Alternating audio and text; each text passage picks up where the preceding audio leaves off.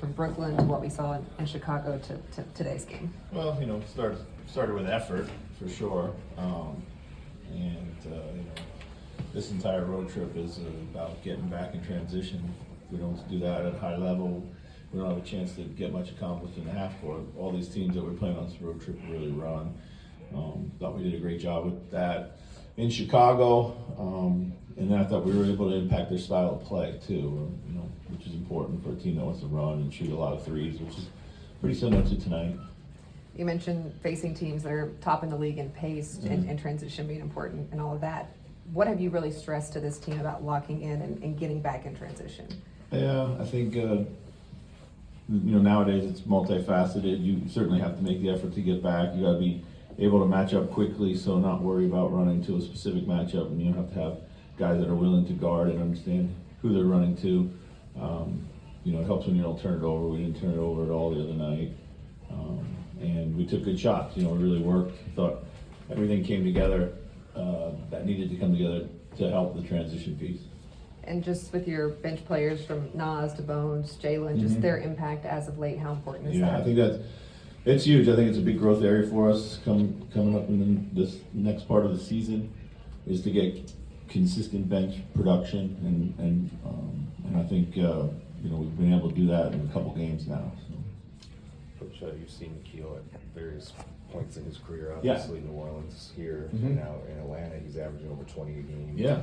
Just when you look at how he's playing this year and the role he's had here, what have you seen and how impressive has it been? Well, it's been great to watch, for him. We've certainly benefited from a lot of his good play. We miss him. We miss that high level of competitiveness every night, the consistency that he brought. You remember I used to refer to him as a utility infielder. He could do whatever you needed him to do on any given night.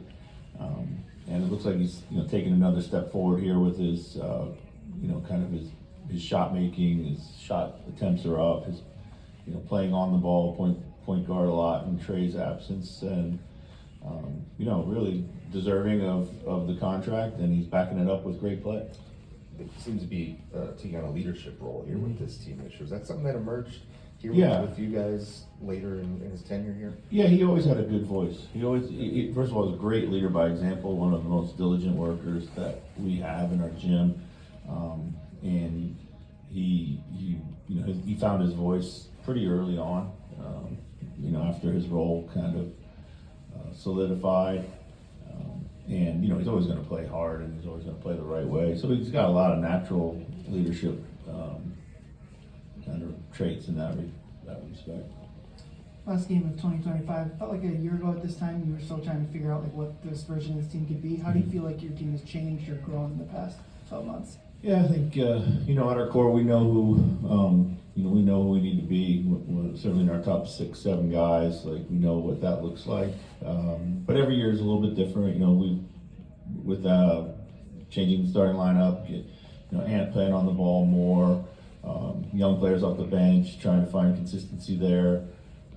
So it's in some ways it's a lot that we can draw upon that we know about ourselves, but also a lot to continue to learn. Do you feel like Rudy is playing the best basketball he's played since coming to the Wolves?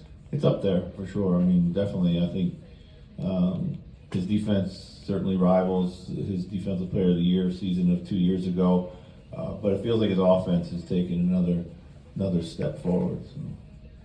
Any other questions? Thanks. Thanks.